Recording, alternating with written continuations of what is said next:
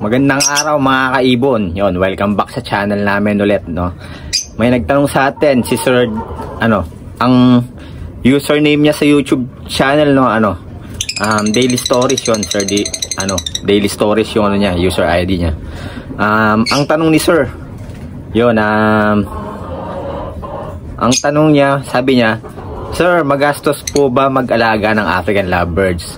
So yun, isa-isahin natin, no, kung magkano ba yung gagastusin pag nag-start ka mag-alaga ng African lovebirds. Tapos kung magkano na rin yung yung buwan ng gastos, no, kapag mag-aalaga tayo ng mga African lovebirds. Tara, pag-usapan natin yan for today's video. Tara.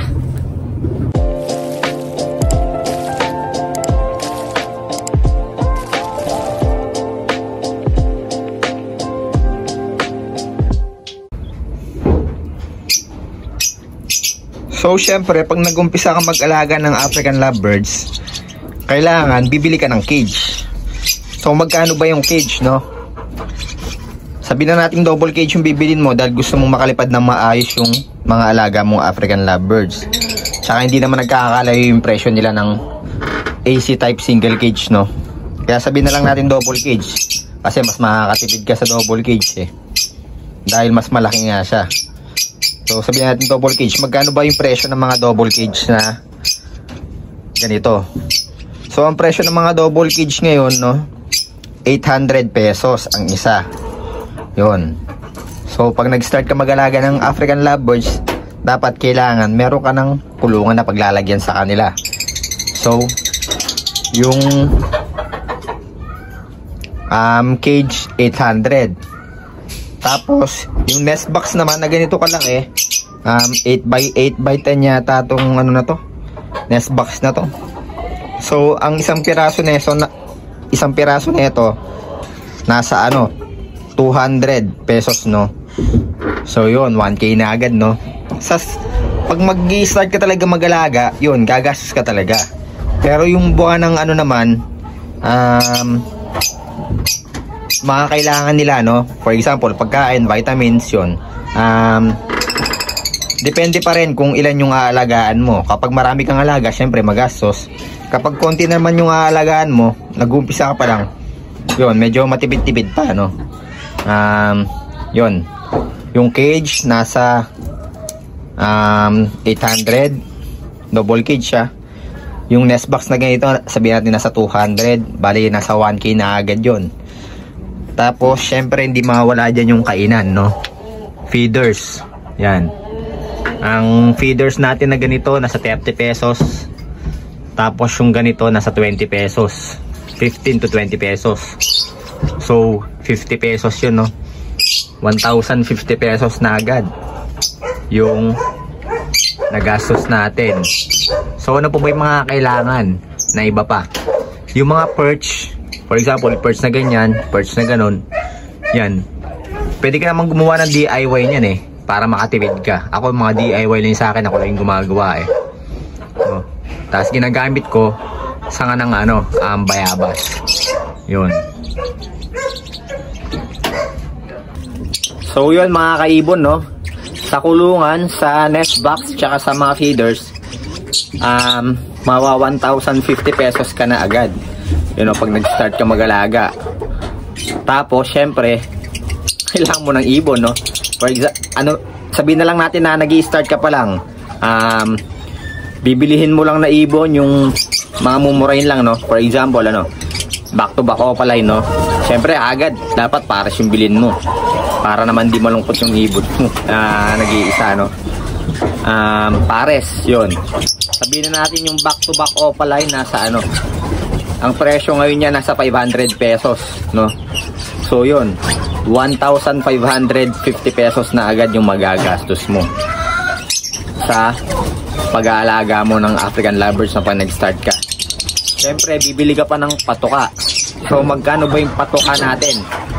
Ang patuka nasa 65 pesos ang 1 kilo. Yun, nasa 60 pesos, no? 1 kilo. Magkano na yun? 1,630 na. Ay, 1,610. No, 1,610 na. Dun pa lang sa ano, no. Cage, nest box, feeders, yung ibon, syempre di mawawala yung ibon yan, no. Yung patuka, yun, nasa 65 pesos yun, no, ang 1 kilo. So nasa 1,615 na ang ano natin, ang compute natin, no. Tapos syempre di mawawala dyan yung vitamins. Kailangan may vitamins yung mga ibon natin. Sabihin natin nag-uumpisa ka pa lang, syempre naka-sachet pa lang yung bibilin mo. Yung isang sachet ng Vitamin Pro, kuwari Vitamin Pro yung ano, no, gagamitin mong vitamins. Ang isang sachet nun nasa ano, 25 pesos. So yun, nasa 1,640 na, no, 1,640 pesos. Kung gusto mo rin yung isa pang vitamins, yung probiotics, no, yun, nasa 100 pesos naman yun, yung 300 ml ata o 250 ml na bote. Yun, nasa 100 pesos naman yun. So, kung bibilin mo lahat yun, nasa 1,740 pesos na. So, yun, no.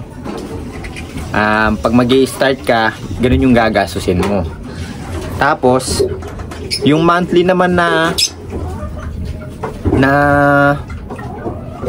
halaga na gagastusin mo sa kanila, sabihin na natin kada isang pares, 1 kilo ng African lovebirds, no, ay African mix, birdseed mix, no.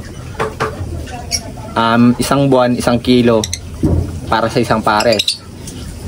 So 65 pesos yun monthly, no. Tapos isang sachet din sa isang buwan kada isang pares, 65 plus 25, 90 pesos. So yun, nasa 90 pesos, no, yung monthly na gagastusin natin kapag mag-aalaga tayo ng African lovebirds. Kada isang pares yun, no, sa pagkain naman yun, tsaka vitamins, no. Tapos syempre bibili ka pa ng ng kusot. Kailangan mo ng kusot. Meron naman mumura yung mga kusot, yung mga alam niyo yung mga nag-ano ng kahoy, yung mga gumagawa ng mga pwede kayong mag-direct doon. Maraming kusot yun. Makakabili kayo ng isang sako, 50 pesos yun, no. Isang sako na yun. Pero kung plastic lang bibili nyo, yun, makakamura kayo kahit 10 piso lang, ganyan, no. Dito kasi sa amin merong malapit na yun, mga gumagawa ng kama, ng mga aparador. So yung mga kusot na nila, yun, doon tayo doon ako bumibili pag gusto ko makamura. Pero pag nag-o-order ako ng ganito, mas maganda kasing quality na ito, papakita ko. Hindi ko pa nabubuksan to, ganitong kusot. Yan. Nasa 100 pesos naman to, marami na to, no. Tagal nang gagamitin to. Nasa 100 pesos naman to, ganito. Yun. So yun, no.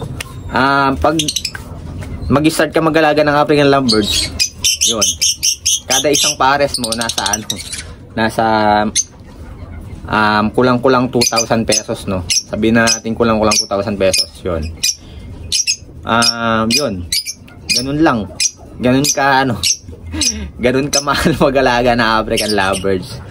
Kaya dapat kung mag-aalaga ka ng African lovebirds, yun, mas maganda ng high mutation na agad yung alagaan mo, no, para makabawi ka agad kapag na-breed mo yung mga alaga mong African lovebirds. Kasi kung mag-uumpisa ka sa low mute lang,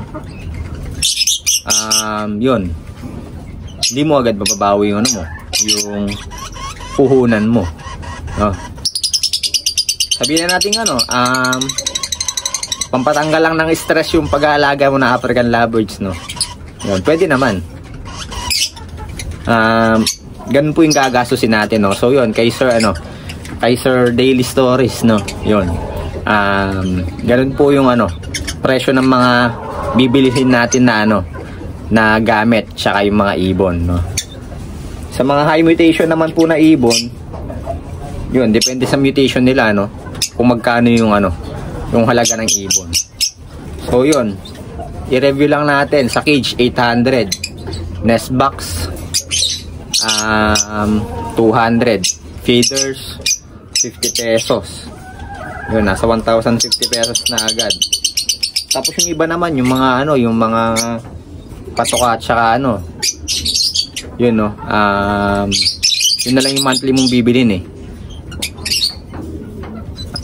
Ako, bumibili ako ng patuka, 5 kilos yata, no? Kasi wala akong lalagyan ng malaki.